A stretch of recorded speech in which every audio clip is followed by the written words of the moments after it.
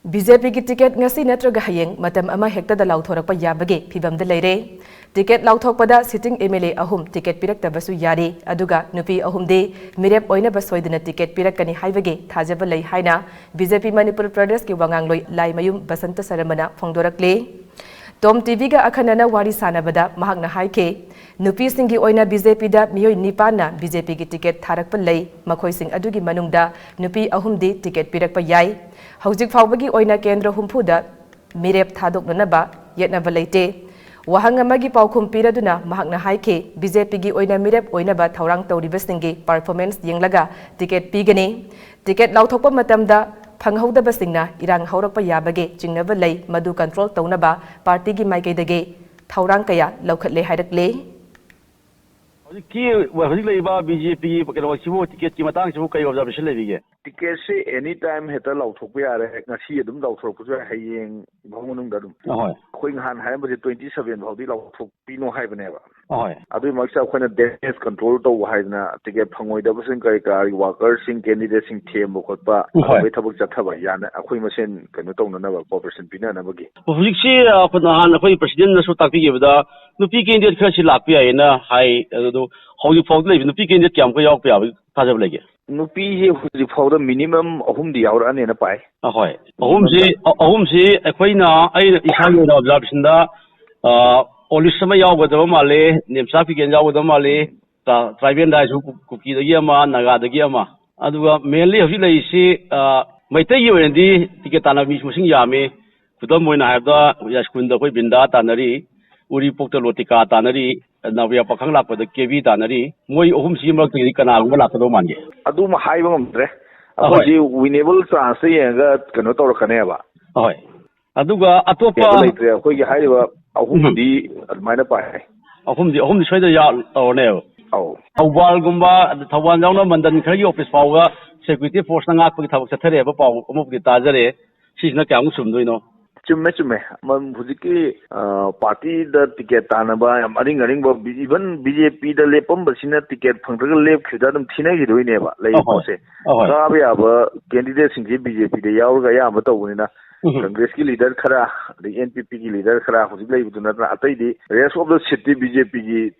first second third tanari singina ya bolona so phongna raga ge torko ya ba family banina adum ba thawdok to adum Congress matam da su atai paling matam da thu a ruling party ki ticket pibe matang se BJP da zodu boto lai na BJP ki hai bo office sing du da mathau ta ba khoi security sing thana ngak na adum thoning da thawdok adum thokta na gi di loi singre ha momang chu chief minister gi mai kai gi su phongdok ki ba legre aduga TSB sojin na su phongdok ma airport ta hauji sitting oi ba MLA or minister khara fawa ticket phang oi da ba ya gi film na lai hai ba hom su thame do oja gi di wakhalon ni kwai lebigi performance based da ticket pi ga dawni na MLA oi gera minister oi gera Delhi parliamentary board constituency gi BJP candidate sing sida magi rating do yeng bada candidate oi na khoi anoba intending candidate adi thudong na yengai lai tu hana kagraba elected members sing du dadi masa yoina moida performance based okanda mai kenda da sidi yadre si MLA sidi kahal lanu gana dum haine bulaiba BJP wa na tora te MLA Congress ki ngi ama khangde adum budu party ki central leadership na parliamentary board ki members na thadukpa moi gi source tagi intelligence se khudam moina haibada bharat sarkar ji pairi na moina adagi home ministry gi mateng lauraga intelligence moi yam kanjabani na kogi ro khangde adagi SIB khangde adagi slawrong ani adagi moi ga naknaba parivar gi sangha parivar gi mi mayam am lai BJP gi di hai sing du gi source tagi abi mathakta constituency khudi makta laiba BJP gi khangatlaba selected party BJP Manipur Pradesh na haiba magi candidate MLA na traga minister na tra XYZ tugi thabak sing du rating ma pira election na ma preliminary hana tawhiba maduda phangba rating du da su pass toraga MLA na traga minister na traga party ki intending candidate sing marai bok to lepak kan na khoi lobu ya mai asmagi weba performance criteria su kumai yeng ba ge people na huji uri du ne BJP ki MLA mayam ki constituencies da mana taunai ba thabak sing adugi mong da dum haibada sigi kendra sidi kitang sothare ga na hainaba hojiki khoina khangali ba rating no ri group to mogi ꯄꯦꯖꯇ ꯃꯣꯏꯅ ꯍꯥꯏꯔꯤꯕ ꯔꯤꯄꯣꯔꯠꯇꯨꯗ page ꯇꯧꯔꯒ ꯑꯗꯨꯝ ꯄꯤꯔꯛꯀꯅꯤ ꯑꯗꯨꯅ ꯍꯣꯔꯦꯟ ꯀꯅꯥꯒꯨꯝꯕ ꯃꯔꯥꯏꯕꯛ ꯊꯤꯕ ꯍꯥꯏꯒꯗ꯭ꯔꯥ ꯇꯤꯀꯦꯠꯁꯤꯡ ꯑꯁꯤ ꯂꯥꯎꯊꯣꯛꯑꯦꯅ ꯈꯜꯂꯣ ꯂꯥꯎꯊꯣꯔꯛꯄꯗ ꯑꯗꯨꯃꯥꯏꯅ ꯇꯧꯅ ꯑꯗꯨꯝꯕ BJPꯒꯤ ꯏꯂꯦꯛꯇꯦꯠ ꯃꯦꯝꯕꯔꯁꯤꯡ ꯌꯥꯎꯔꯛꯄ ꯇꯥꯔꯒꯗꯤ ꯍꯥꯏꯔꯤꯕ ꯕꯦꯁꯤꯁꯇꯨꯗ ꯃꯣꯏꯁꯤ ꯔꯦꯠ ꯇꯧꯔꯒ ꯇꯤꯀꯦꯠ ꯐꯪꯉꯛꯇꯕ ꯑꯣꯏꯒꯗꯣꯏꯅꯦꯅ ꯂꯧꯕ ꯌꯥꯏ ꯑꯗꯨ ꯆꯥꯎꯔꯥꯛꯅ ꯃꯤꯅꯤꯁꯇꯔ ꯀꯌꯥꯃꯨꯛ ꯌꯥꯎꯅꯤ ꯊꯥꯖꯕ ꯂꯩꯒꯦ ꯃꯤꯅꯤꯁꯇꯔꯒꯤꯗꯤ ꯊꯣꯏꯗꯣꯛꯄ ꯌꯥꯎꯗꯦ ꯑꯗꯨꯒ MLA 3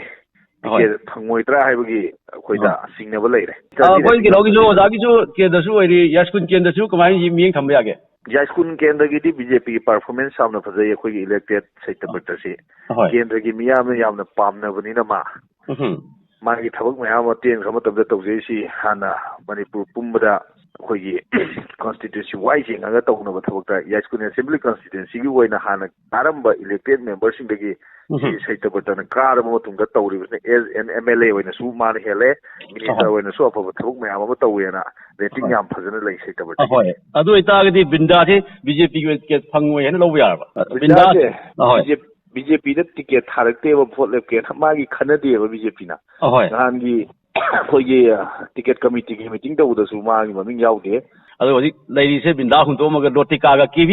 ꯅꯧꯔꯤꯌꯥ ꯀꯦꯟꯗ꯭ꯔꯒꯤ KVꯒ ꯇꯥꯔꯦ ꯑꯗꯣ ꯃꯣꯏ ꯑꯅꯤꯁꯤ ꯃꯔꯛꯇꯒꯤ ꯑꯃ ꯑꯣꯏꯔꯛꯄ ꯌꯥꯕꯒꯤ ꯐꯤꯕꯝꯗ ꯂꯩꯕ꯭ꯔꯥ ꯃꯣꯏ ꯑꯅꯤꯒꯤ ꯅꯠꯇꯕ ꯅꯨꯄꯤ ꯑꯇꯩ ꯃꯌꯥꯝ ꯑꯃꯁꯨ ꯂꯩꯍꯧꯔꯤ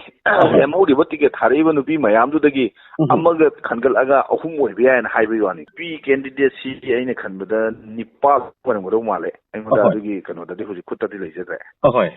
ꯅꯤꯄꯥꯜ ꯈꯟꯕ ꯄꯥꯔꯇꯤꯅ ꯇꯧꯔꯛꯑꯒ ꯅꯨꯄꯤ ꯀꯦꯟꯗꯤꯗꯦꯠ ꯁꯦꯔꯤꯌꯁ ꯑꯣꯏꯅ 5 ꯂꯧꯈꯠꯂꯝꯒꯅꯦꯅ ꯈꯜꯂꯦ